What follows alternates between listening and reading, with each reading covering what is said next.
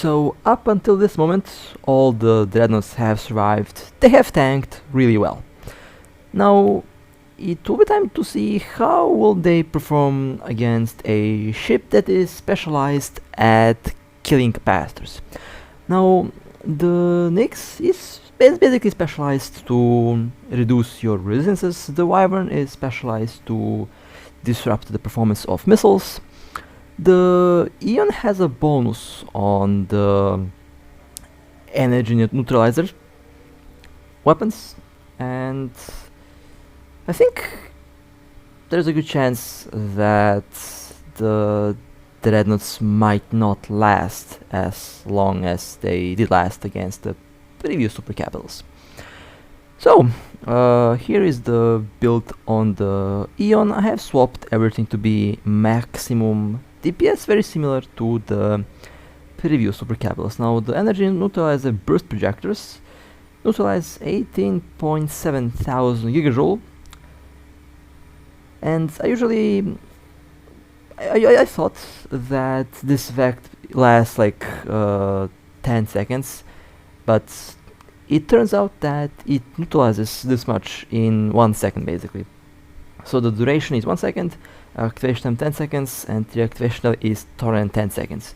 So upon activation you wait 10 seconds, and then after 10 seconds the module does reduce the enemy capacitor, and then you have to wait 210 seconds. Now 18.7 thousand gigajoule per module is no joke. It doesn't only neutralize your specified target, it neutralizes all the capacitors within the range of the burst projector. So it is a very interesting weapon, and it would definitely have a very great use in a big fleet. Basically the Aeons would be used to delete the capacitors of the entire enemy fleet.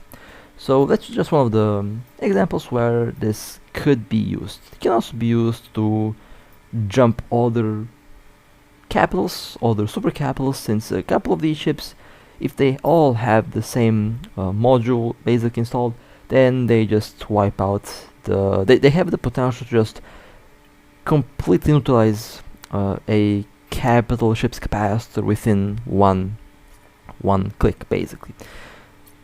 Now it also has a very nice optimal range on the fighters, so the range will be 21 kilometers. The DPS is over 80,000, which is, I would say, really solid. And in comparison, the Wyvern also has about the same DPS. Now the Wyvern and the Aeon obviously will not have as much DPS as the Nyx and Hell.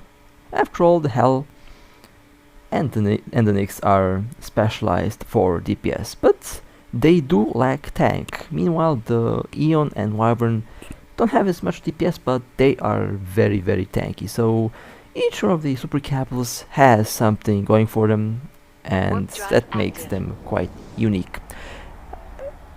At the moment, the most popular Supercapital is definitely the Nyx and then the Hell, although kind of similar in popularity between these two ships. But I also have seen Aeons in action and Wyverns in action, so I think there's a Supercapital out there for all playstyles, although they are in a way very similar, but at the same time quite different.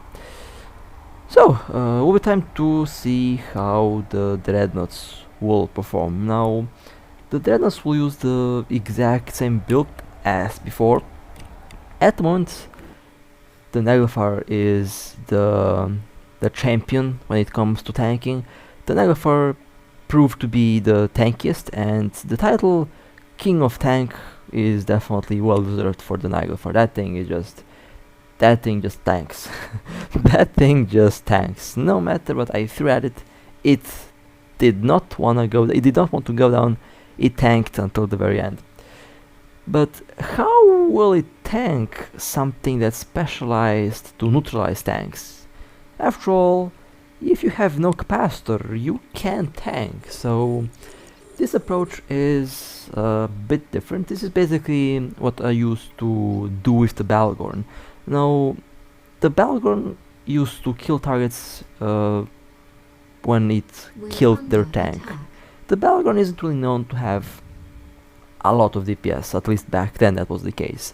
So you had to rely on the Nosferatus and Neutralizers to neutralize the tank of your target, and then once the tank goes down, the target is basically a easy kill. Now I had the same idea with the Aeon, although there are a couple differences.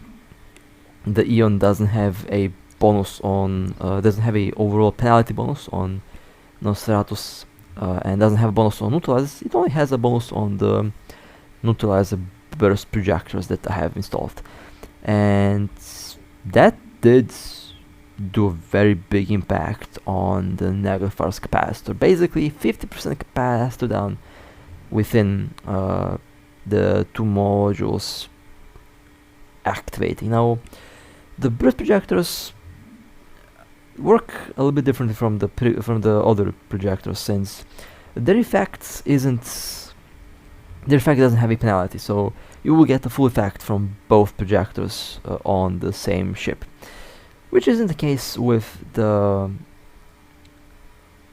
defense defense disruptor. The defense disruptor has a penalty bonus. The Wyvern also has a penalty on its own special module, but the neutralizer burst projectors neutralize the whole amount that you can see.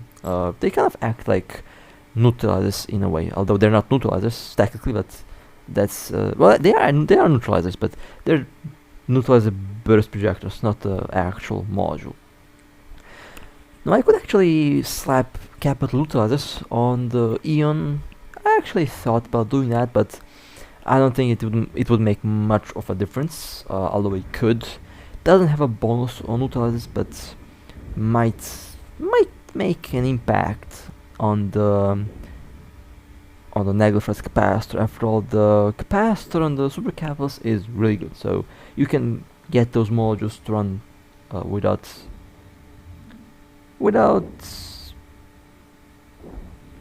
you know, having capacitor issues, especially if you have the super carrier module. That super carrier module is really useful. I love it, and definitely a very important part of a Supercapital. And as expected, the Nagelfar is tanking like a champion. I mean, if it tanked the Nyx, then it will definitely tank the Aeon, since the Aeon does have less DPS, but my approach was to kill its capacitor, and the idea was to see if I can basically force the modules on the Nagelfar to stop working.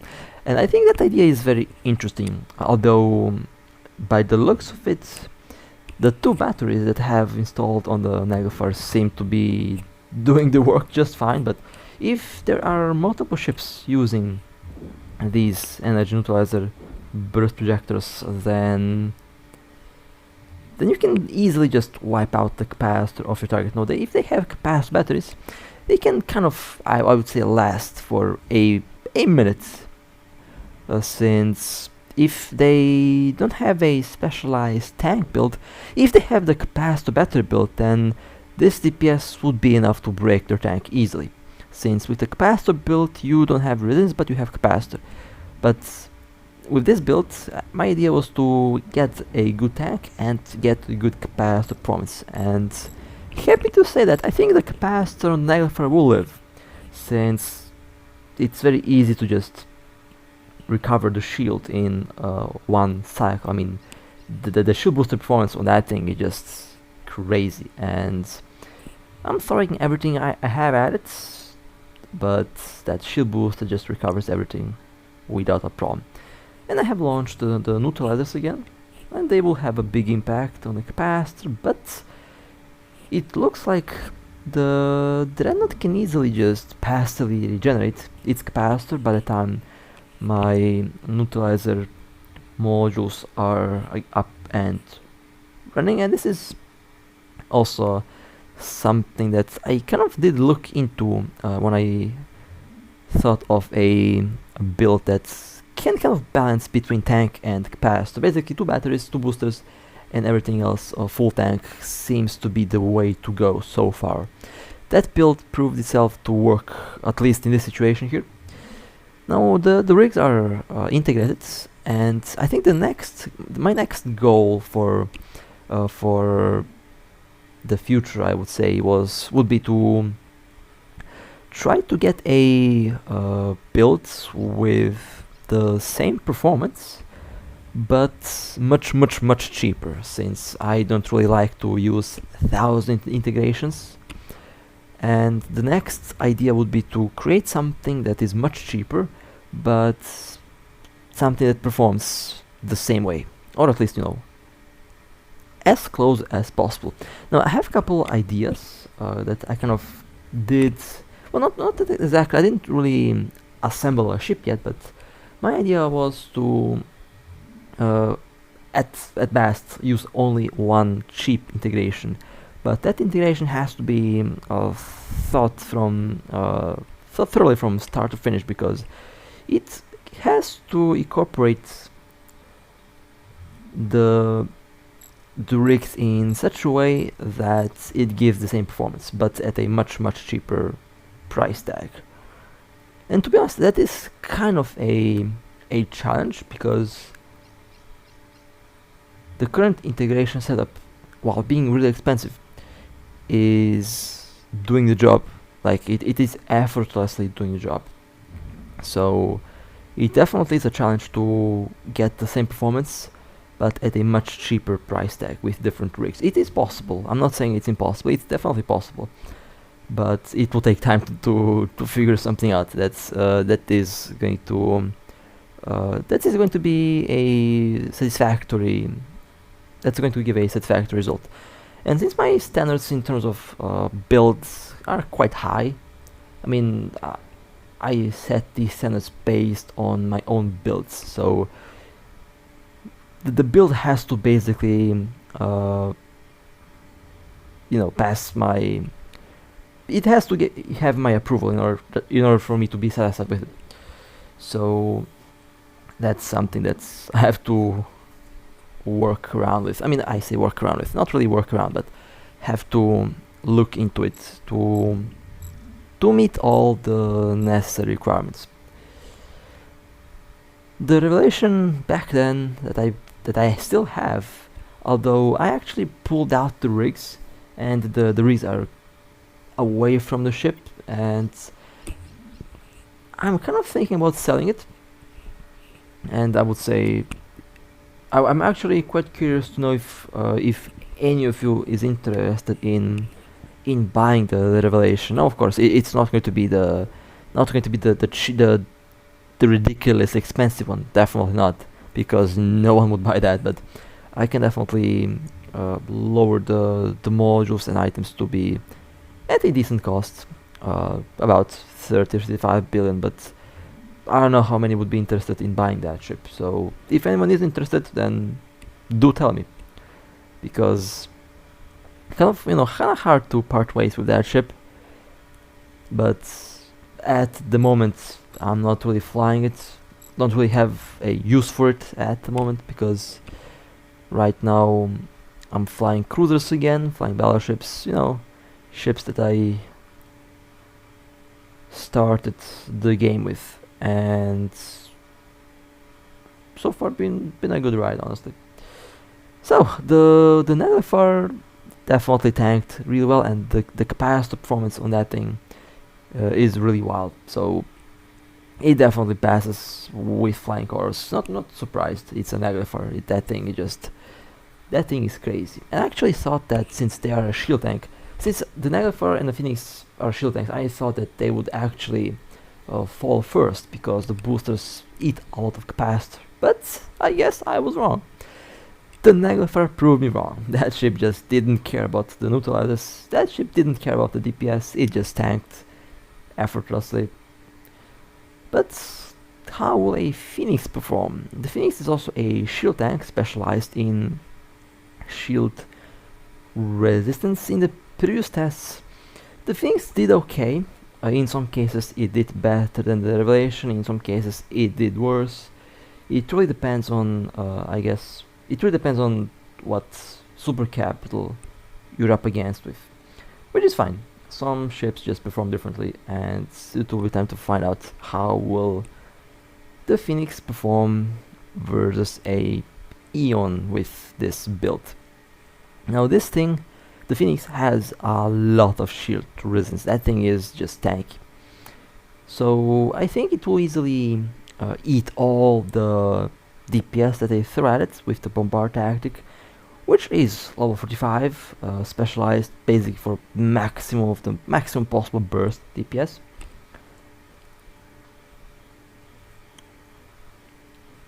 So I think it will easily tank a Aeon. After all, it managed to tank a Nyx, specialized for DPS with the DPS shred module. It easily tanked that until the capacitor died, but with only one capacitor battery, I think the build on the Phoenix might last a lot shorter, but again, that's just a theory up until it proved to be right. So let's see what happens with the Phoenix here. So the Phoenix easily just absorbed all the bombard damage. That was basically no damage done on that thing. It is ridiculously tanky, as it should be. My goal was to make it as tanky as possible for these tests. So the fighters are still out. I'll be pulling them back in, and then I will be launching the bombard tactic implant again. However, look at the capacitor. It got annihilated. Although I still didn't use the capacitor battery, but that was a big hit on the capacitor from the Neutralizers. I think if the Phoenix had two batteries, that it would definitely hold around the same amount of damage, around the same amount of time as the Naglifer, but there is a big difference between these two ships, and that is the amount of shield that's been boosted by the boosters. Since the Naglifer can just recover the whole shield in 2 cycles, it is natural that it is conserving power, since it doesn't have the boosters running for a very long time. Meanwhile, the Phoenix will have to keep the boosters running a little bit longer, which in result means that it will take a little bit more capacitor to fully recharge its shields, and that's where the extra capacitor usage will be quite noticeable. And I think it will also be quite noticeable if the Phoenix had dual batteries. Basically, dual batteries would prolong the inevitable, and that is the capacitor will eventually die.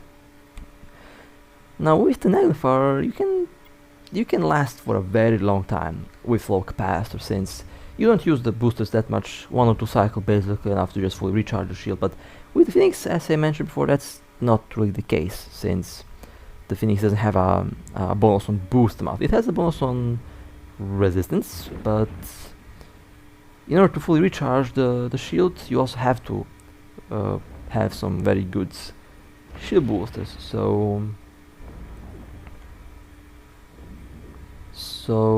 we will see what will happen in the next 60 seconds. I mean, the capacitor is already low, and when the capacitor hits 0, that means game over for the Phoenix, since then it just like maybe less than 30 seconds to a minute away from being torn to shreds by the bombard implant and by the heavy fighters. So if the capacitor hits 0, it's game over for the Phoenix. So far the Naglifer didn't reach that point. It surprisingly did manage to recover the capacitor just in time for the Neutralizers to kick in, and for the batteries to actually go back in action. But of course the builds are a bit different, and with dual batteries the Phoenix will definitely, I think, last a little bit longer. Okay. Boosters and battery are up. Battery about to hit cooldown. And the neutralizers are launched. Let's see how much capacitor it will delete from the Phoenix. And yeah, I think that's pretty much game over for the Phoenix. We are very low in capacity. Like maybe 2-3 cycles on the shield booster left until the inevitable. And even then you have to be careful because if your capacitor hits 0, then your adapt is also turned off. And when that happens, well, no tank basically, no shield resistance. Well, with this build, the Phoenix definitely didn't last as long as the Naglfar. Definitely more than one battery is required. The balanced build seems to be also the way to go in this case, which is interesting. Shield damage. But that is for the shield tanks, at least for the Phoenix, and for the Naglfar up to a certain extent. But how will the armor tanks perform? Since the armor tanks use less capacitor per cycle, since the armor pairs by default Shield use damage. less capacitor than their shield booster counterparts, and I think that will be very fun to see. Now, the Phoenix here is basically on very low capacitor. I'm trying to conserve as much power as possible, but as we already seen, by the time the next cycle of the Neutralizers is ready, and the Phoenix will not recover enough capacitor in order to sustain the tank, and it is at this moment pretty visible and very obvious. Now I'm definitely going all out for on the DPS. Bombs launched, bombs loaded, and fighters are launched. Boosters are definitely capable of withstanding the alpha damage from the bombs, and the tank on that thing is amazing. It easily, effortlessly just tanks a glass Supercapital, which is by itself quite the achievement, since these things pack quite a punch. You know, I can't wait for the Titans to... I can't wait to actually test out the Titans when they are released. I think that's going to be very fun to see. Could I make a Dreadnought tank a Titan? I talked about that before, but there's a good chance that I might be able to do that. We will see. Can't really know exactly until I try, I guess. So I'm excited to do that. Should be quite fun. Alright, and in the next 30 seconds we will find out whether the capacitor of the Phoenix will kick the bucket, or will the Phoenix last longer. I mean, it already lasted quite a while, to be honest, so I'll give the ship credits. It did give a good fight, that's for sure. But I think the Neutralizers are just too much for one capacitor battery, so I think that the next cycle, yeah, that's definitely not enough capacity, and the capacitor battery is also on cooldown, so I think the Phoenix will be in trouble here. We will find out. Okay. Yep, there it goes. There goes the capacitor. Completely neutralized. Now this is definitely much easier to do with multiple energy neutralizer burst projectors. Any Supercapital can equip them, but the effect is going to be the strongest on a Aeon, since it does have a bonus on them. So a bunch of these ships on grids can be quite scary, not gonna lie. Basically, one small fleet, when I say small fleet, like 5 or 6 Aeons all launching the energy neutralizer burst projector at the same time should be enough to wipe out everyone's capacitor, including capital ship capacitor, in a 200 km radius in one click. Maybe not 5, maybe 4, since, you know, if that's like 30. Let's run it up at about 37,000 capacitor per Aeon. But yeah, about 4 or 5 should be basic enough to fully cap any average capital ship. Would be more than enough to just delete the capacitor for battleship. But for a capital, well, 4 or 5 of these ships with the same burst projector to completely delete the entire capacitor of an entire fleet in a 200-kilometer radius. Which is interesting. Also have to keep in mind that it does impact your own fleet as well. So not only will you be able to kill the capacitor of your enemy, you can also kill the capacitor of your own ships. So launching them at the right moment is definitely the tricky part. Anyway, let's go and launch the Moros. See how this thing performs. Now the Moros has a bonus on armor repairs. It's an active tank. It recovers a lot of armor per cycle. It's basically the armor version of the Neglifer, and as you can see, it did manage to quickly recover that armor. But how long will its capacitor last?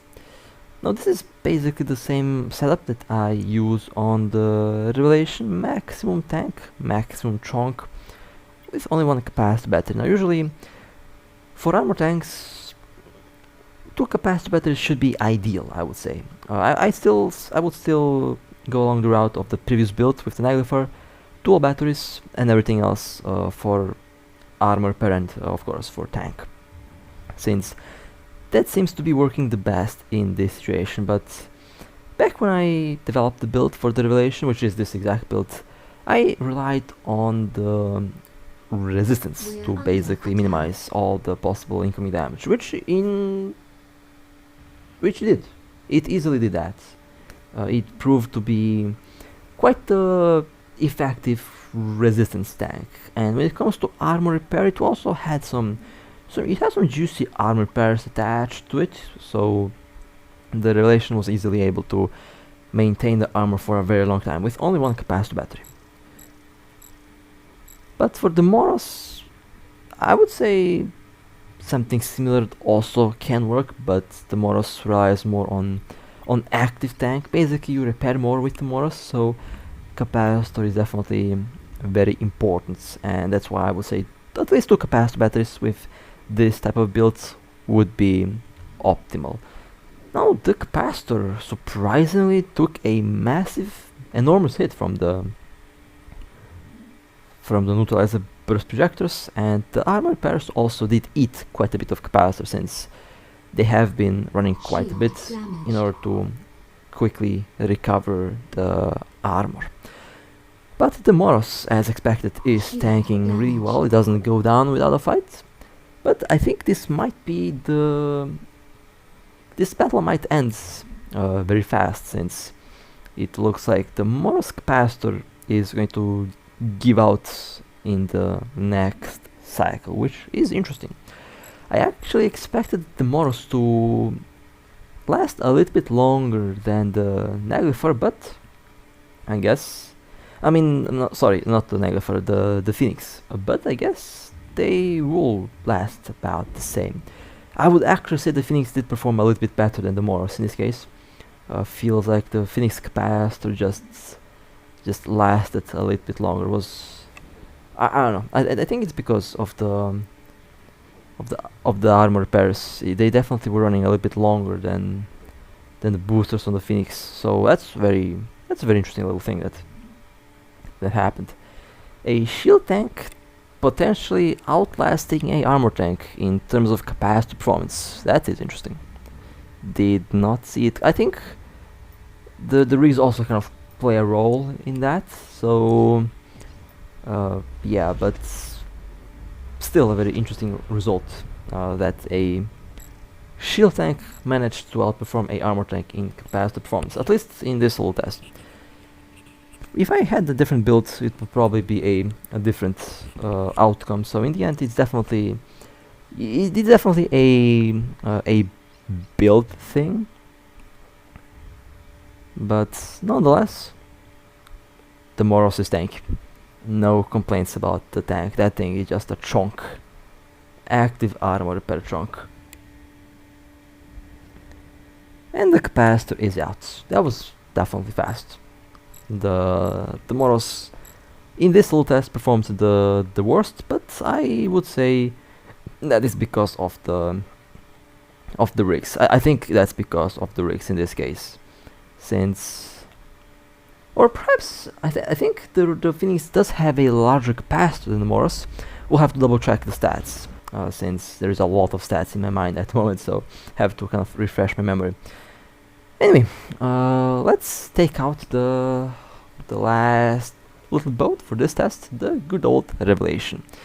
Now, I did pick my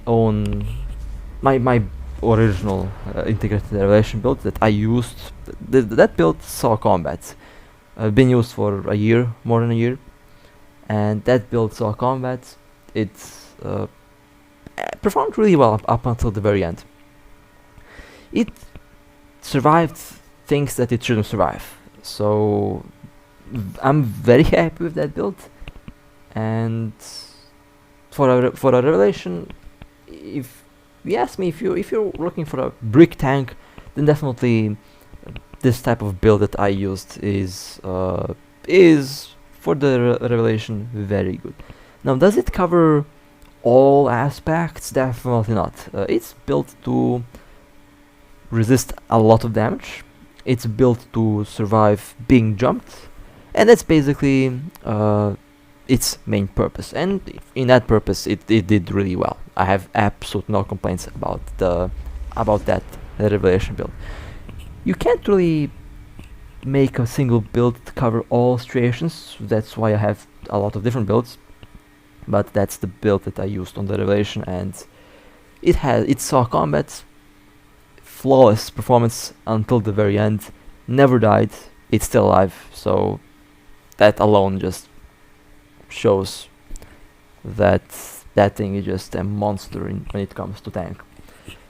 Now, how will it perform against something that kills your capacitor? Now, based on my experience, the Revelation with this build lives as long as it has capacitor. So one way to kill a Revelation with this build is to kill its capacitor. So a lot of neutralizers and a lot of DPS. And even then, the one thing with capacitor battery, it was I would say optimized in such a way that even if you have no capacitor, that one capacitor battery can still buy you so much time that you can just wait out the timer and just jump. And that's why I love the build, because even when neutralized, the ship just stays there for the next like 30 seconds to a minute, tanking everything, because the capacitor battery lasts long enough to buy you time to escape. So that's also one little trick that the Revelation can do.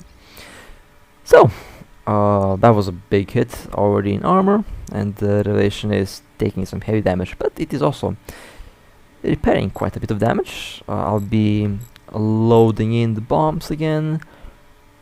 The capacitor was neutralized a fair amount, like it lost 35 to 45% in a single hit.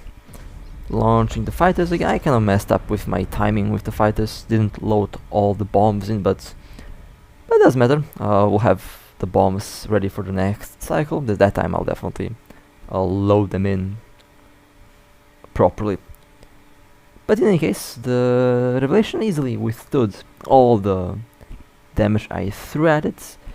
I haven't even used the damage control, so yeah, that's just how tanky that thing is.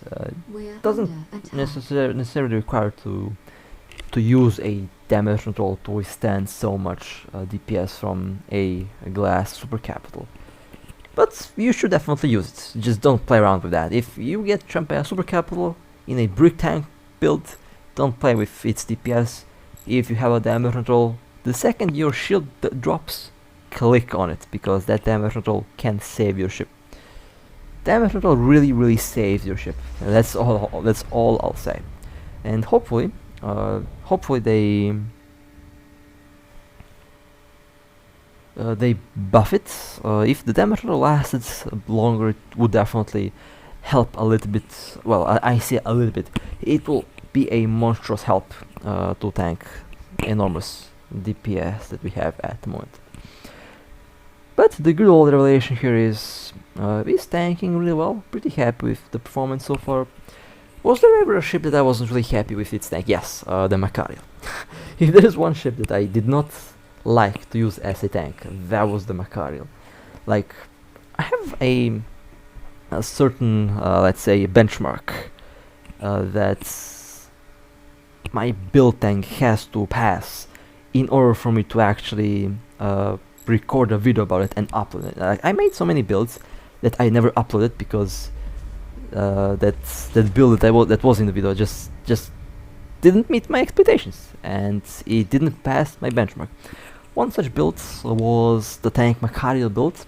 I think I actually kind of mentioned it one time or twice. I did show you how I built it, but I didn't really like it. So I do spend a lot of time playing around with builds, sometimes hours on end, because when I build something, I want it to be built in such a way that it passes my benchmark. If it doesn't pass my benchmark, it doesn't go out. So that's way I can ensure that the build doesn't fail or that the build doesn't have any flaws.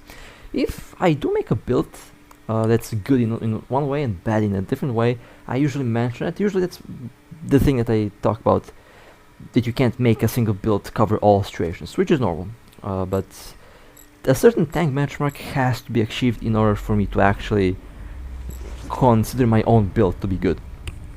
I made a lot of bad builds in the past that I didn't like, and those builds never saw the light of the day, as people like to say.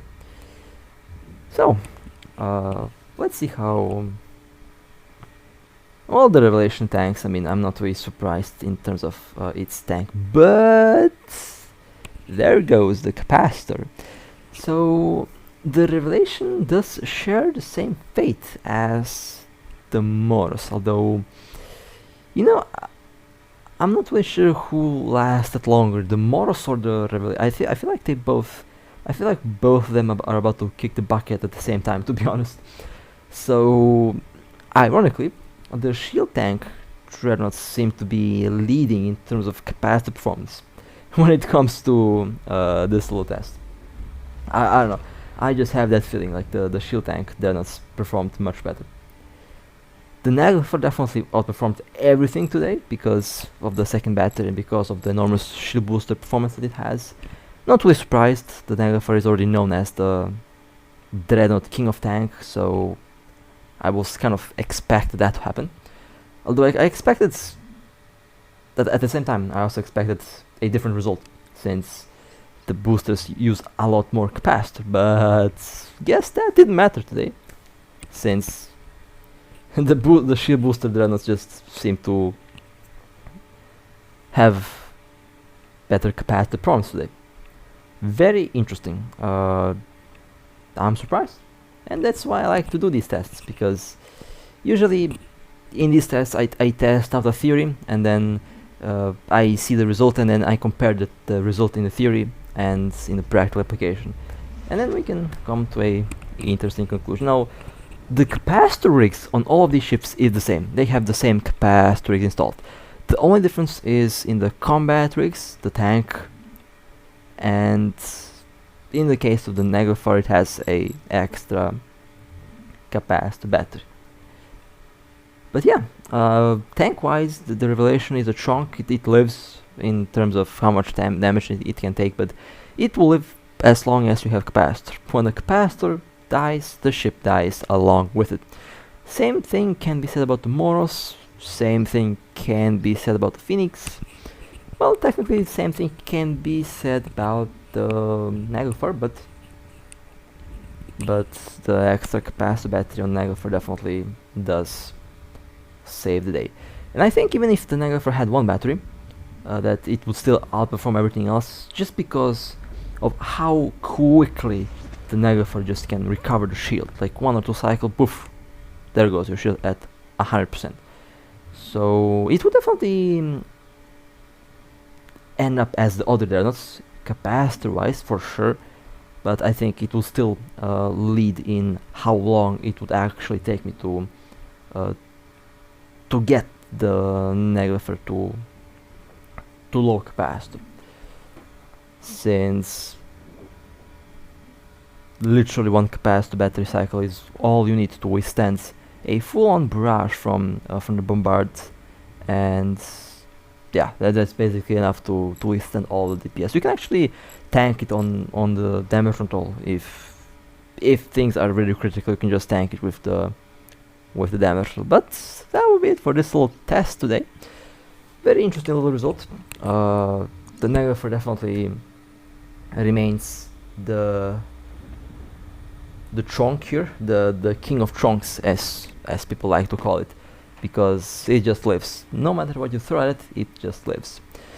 But the other Dreadnoughts didn't perform that bad as well. After all, my goal was to just kill their capacitors, and I did that, so my goal was kind of achieved. And very interesting results.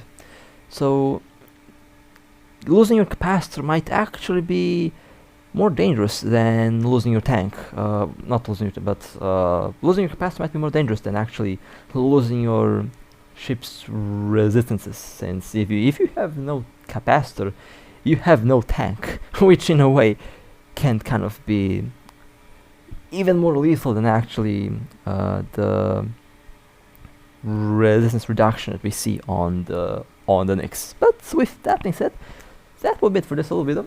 That was a very fun test. Hope you guys also enjoyed, and with that being said, stay safe, fly safe. As always, I'll see you next time.